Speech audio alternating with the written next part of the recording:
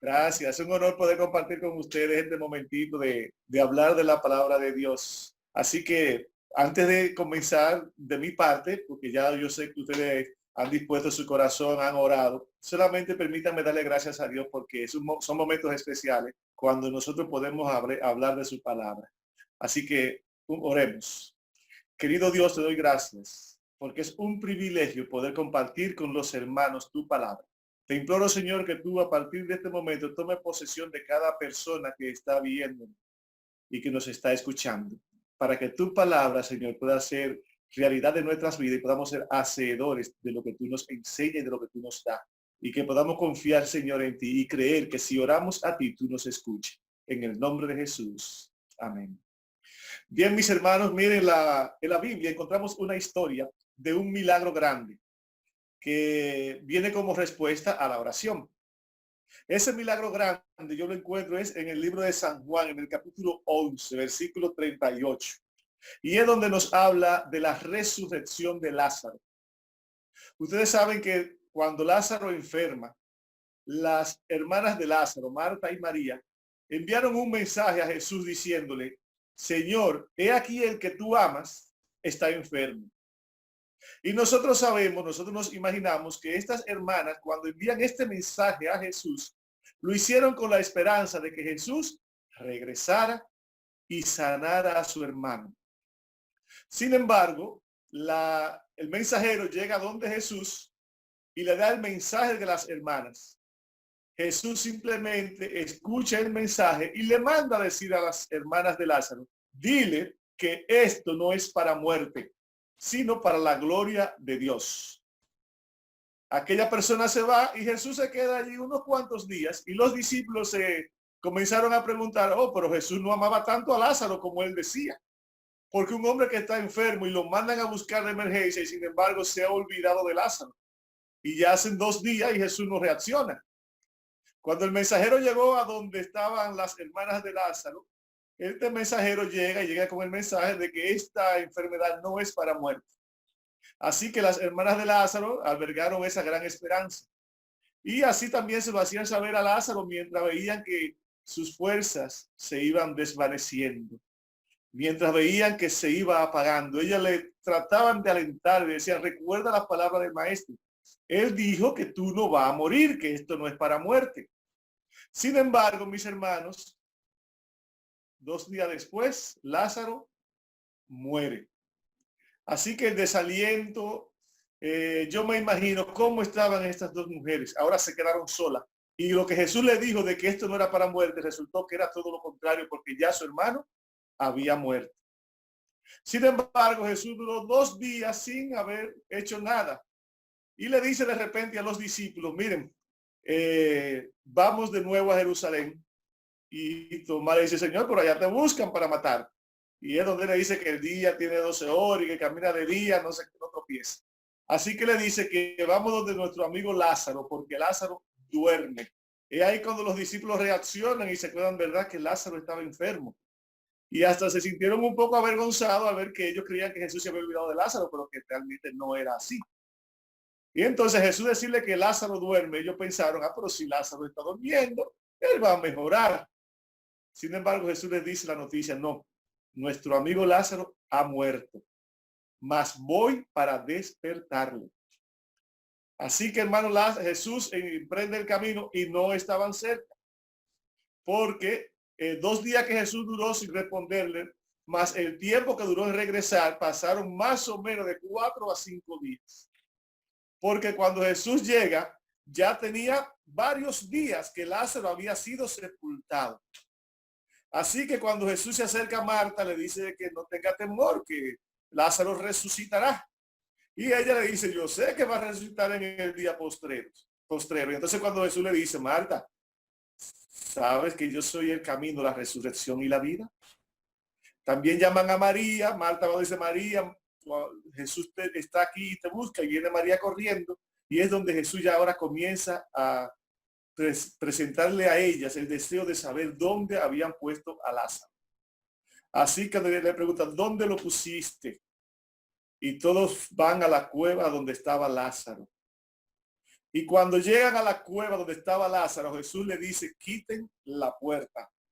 Y es cuando Marta le dice Jesús aquí en la palabra de Dios, en el libro de San Juan, capítulo 11:38, Jesús profundamente conmovido, otra vez vino al sepulcro. Era una cueva y tenía una piedra puesta encima. Y dijo Jesús, quiten la piedra. Y Marta, la hermana del que había muerto, le dijo, Señor, hiede ya, porque es de 4 días. Jesús les dijo, Marta, ¿no te he dicho que si crees verás la gloria de Dios? Entonces quitaron la piedra de donde había sido puesto el muerto. Y Jesús, alzando la voz a lo alto, dijo, y es aquí el punto clave que yo quiero tratar con ustedes. Jesús, alzando la vista alto, dijo, Padre, gracias te doy por haberme oído.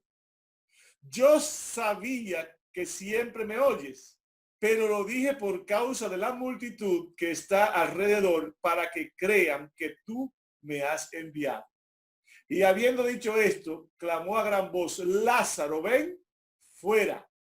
Y el que había muerto salió atadas las manos y los pies con vendas y el rostro envuelto en un sudario. Y Jesús le dijo, desátenlo y déjenlo ir.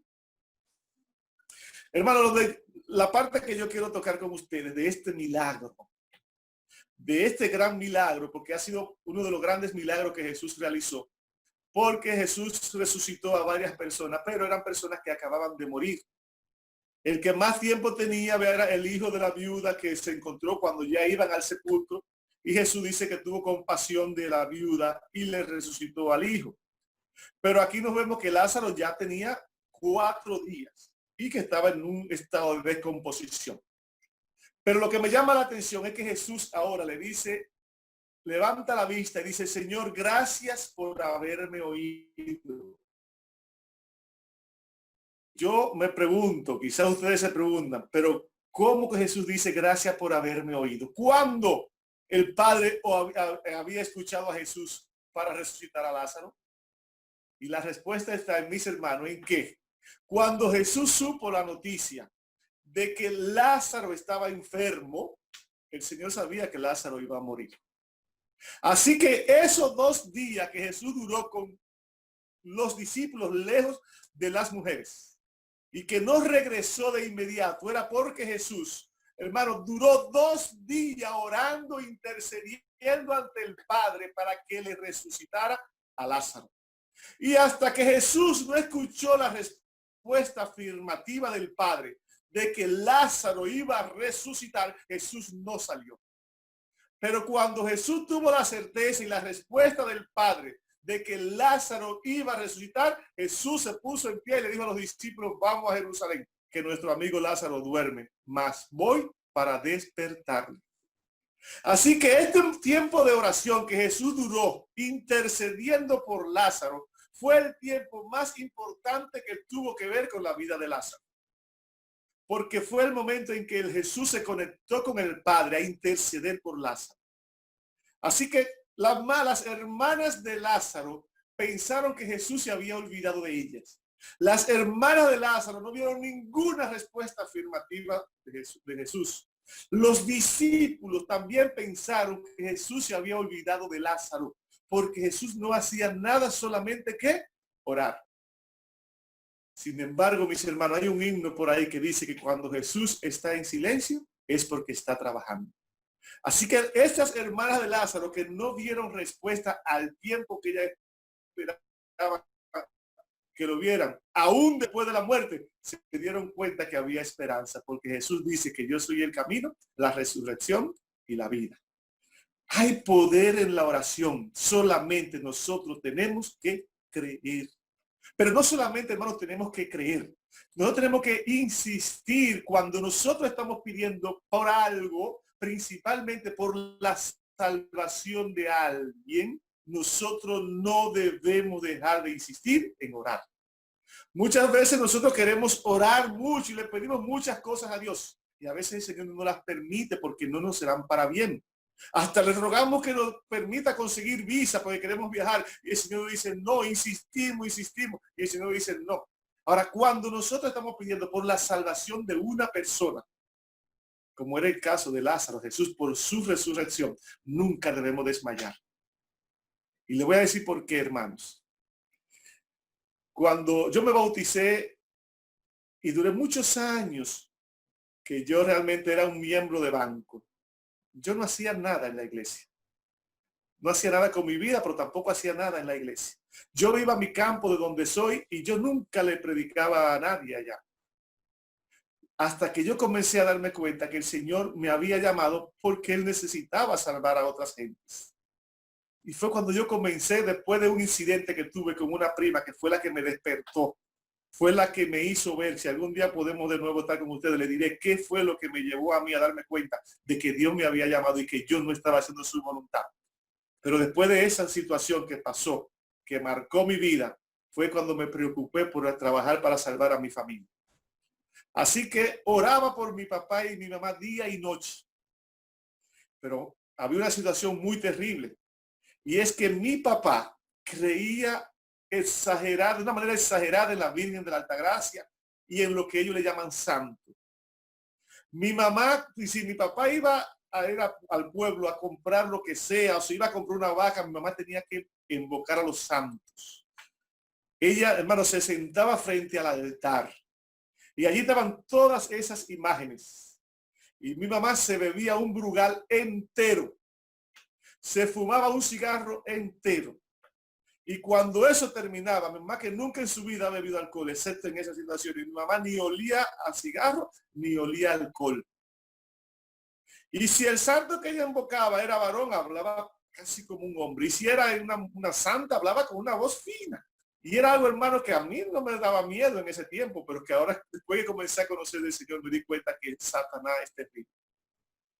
Así que, mi hermano, yo oraba porque yo tenía temor. Mi papá era un hombre muy violento. Y mi gran temor era que mi papá hiciera algún día que lo llevara a la ruina. Así que yo oraba porque mi papá conociera de Cristo. Pero mi papá nunca en su vida ni iba a una reunión, nunca pisaba la puerta de una iglesia.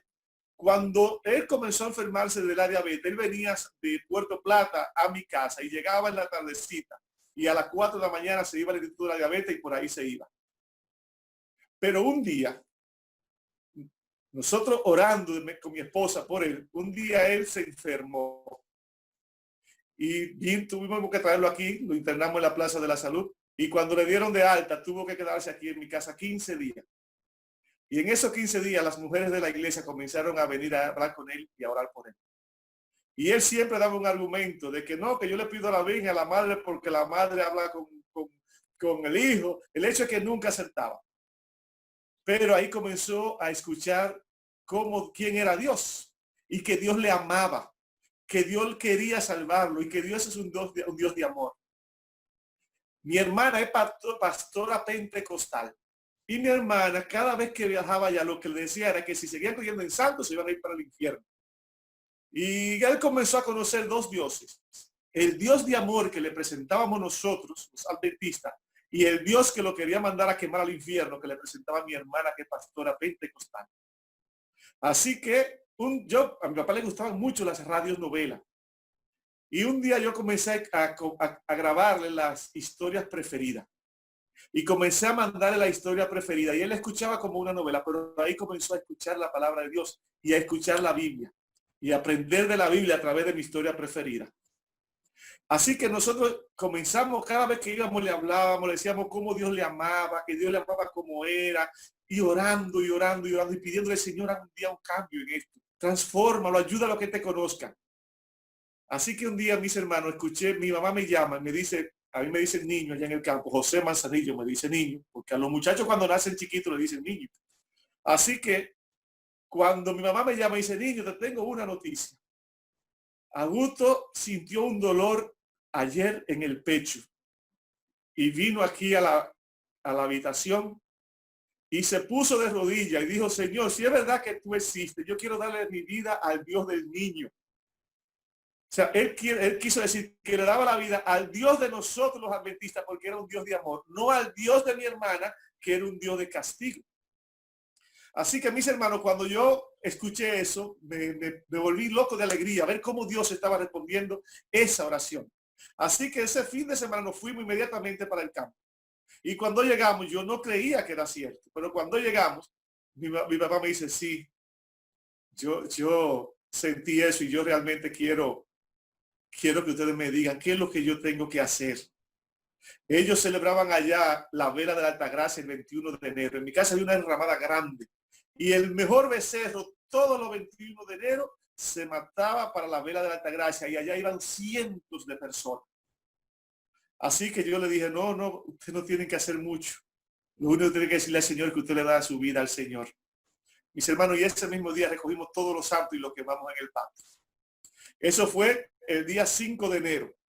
El 21 de enero era la vela de la Altagracia y mi casa se llenaba desde el día antes de gente. Y ellos el 19 vinieron para la capital porque ellos sabían que si se quedaban allá, la gente iba a ir allá a la vela. Y el 19 se me aparecieron aquí en mi casa. Primera vez que venían sanos los dos a pasarse unos días aquí. Pero mis hermanos, esos fueron los días de nosotros terminar y de concluir, de adoctrinarnos totalmente en lo que es la palabra de Dios. Lo que yo nunca creía que iba a pasar, en el mes de abril de ese mismo año, mis padres fueron los dos bautizados. Y esa fue la respuesta más grande que yo pude ver que Dios podía darle a la oración cuando uno le pedía con fe, pidiéndole sin cesar que transformara a una persona. Y déjenme decirle que mi papá, a partir de ese momento, un hombre que nunca en su vida iba a una reunión, a partir de ese momento, allá en el campo, donde quiera que había una reunión, él le iba y le decía que él quería ir, pero solamente iba si lo dejaban orar. Mi papá, que nunca había ido a una iglesia, ahora cuando llegaba aquí, quería que diera a las 7 de la noche, porque él se quería ir a las 7 a abrir la iglesia. Y un hombre que era tan agresivo, miren, mi mamá, para poder ir a visitar a su mamá, tenía que comenzar a decirlo varios meses antes. Que ella, que yo voy para mi mamá tal día, y así comenzaba, como para que él vaya enterándose que ella quería ir. Mis hermanos, a partir de ese momento, mami se iba hasta por una semana para donde su mamá, y papi nunca en su vida le llamó la atención. Porque la resurrección de Lázaro fue un milagro. Pero para mí el milagro más grande que yo he visto en mi vida fue la transformación que Dios hizo con mi papá. Y todo eso fue gracias al poder de la oración. Porque ahí fue que yo me di cuenta, mis hermanos, que Dios escucha la oración de sus hijos. Que Dios interviene cuando un hijo suyo va de rodillas a interceder por algo. Y ahí fue que yo me di cuenta lo mucho que Dios me amaba, al saber que eso de mi padre y de mi madre me iba a llenar de alegría y de satisfacción. Y por amor a ellos, por amor a Jesús y por amor a mí, Él lo hizo. ¿Por qué? Porque Dios ama a sus hijos. Y Él dice que si nosotros que somos hombres, si nosotros que somos humanos, si nosotros que hemos sido, estamos en el pecado, sabemos darle cosas buenas a nuestros hijos, ¿cuánto más Dios darnos a nosotros? La oración dice que es la llave que abre las ventanas de las bendiciones del cielo. Pero nosotros muchas veces no hacemos uso de ese don que Dios nos da de la oración. Y quizás solamente usamos la oración para pedir. No usamos la oración para interceder por otros. No usamos la oración para agradecer al Señor. Hoy yo quiero hacerle un llamado para finalizar a la iglesia de Quisqueya 2. El método más grande, el poder más grande que existe en un cristiano es la oración. No hay nada más grande que una persona de rodilla. Y no hay testimonio más grande para un hijo entrar a la habitación de su padre y encontrarlo de rodilla hablando con Dios. Nuestros hijos no nos escuchan, nuestros hijos no ven.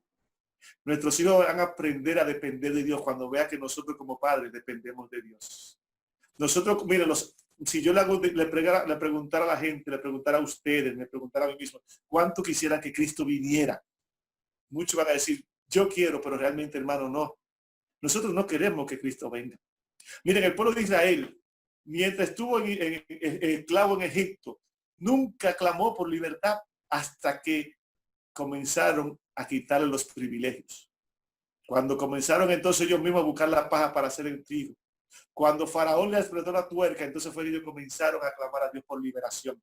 Pero mientras nosotros adventistas tengamos todo lo que tenemos ahora, nuestra casa, nuestro carro, la luz, qué podemos comprar, qué podemos vender. Nosotros no estamos clamando a Dios para que venga.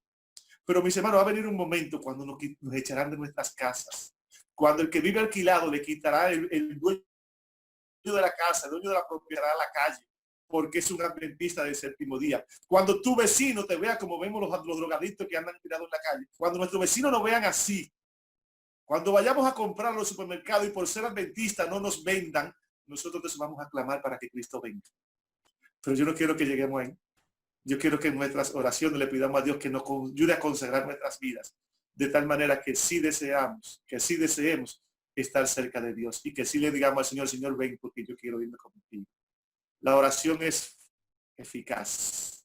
La oración del justo puede mucho. Así que confiemos mucho en Dios y agarrémonos de la mano del Señor y sépase que la oración es lo que te une a Cristo. Él te habla a través de la palabra de Dios, a través de la naturaleza, pero tú le hablas a Él a través de la oración. Jesús es tu amigo y tú con Jesús puedes hablar de lo que tú quieras. Manejando, caminando, haciendo ejercicio, tú puedes hablar con Él lo que tú quieras.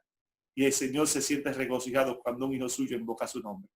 Así que Dios nos bendiga, mis hermanos, y nos ayude a confiar y a tener la certeza de que si clamamos a Dios, Él nos responderá. Que Dios nos bendiga. Cerremos nuestros ojos y oremos. Querido Dios, te damos gracias en esta noche porque compartimos tu palabra, Señor. Yo te pido, Padre, en estos momentos, en fe de nuestros hermanos que han escuchado. Pero, Señor, que sepan que tenemos el privilegio y el don, que podemos hablar con el Señor de cualquier necesidad que tengamos, que podemos contarle a Él cualquier situación que nos pase, cualquier situación de alegría que podamos decírsela a Él, cualquier situación de tristeza que podamos decírsela a Él. Señor, que hagamos de Jesús el amigo tal, que no necesitemos de otro amigo, que los demás sean por costumbre, pero que a Cristo lo tengamos por necesidad. Y que podamos comunicarnos con Él, sabiendo que Él nos va a escuchar y que nos va a responder. Y que Él tiene mil maneras de hacernos saber las cosas. Pero, Señor, te imploro también por la familia de cada uno de los que estamos aquí, Señor. Que los padres que están escuchando esto sepan que sus hijos también necesitan aprender que la oración es viva y eficaz, como es la palabra de Dios. Y que aprendan a depender de la oración. Que no dependamos de nuestras fuerzas, sino que dependamos de la oración.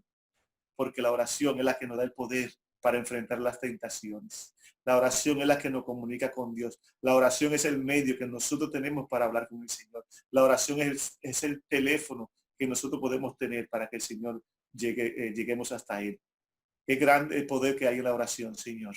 Y nosotros, tus hijos, con el poder que el Espíritu Santo nos da, podemos salir a predicar a otros. Pero ayúdanos, Señor, a que intercedamos más por otros que por nosotros mismos.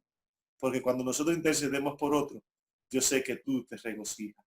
Bendice a José Manzanillo y a su familia y a cada hermano que está aquí escuchándonos, Señor. Tú lo conoces, yo no lo conozco, pero tú sí lo conoces. Hasta la hebra más fina de su cabello tú la conoces. Por eso yo te imploro porque tú le lleves paz a su hogar. Si tienen familias enfermas, que tú le bendigas, Señor. Si tienen alguna carencia, que tú le bendigas, Señor, pero sobre todo que la parte espiritual nos ayude a depender de ti. En el nombre de Jesús. Amén.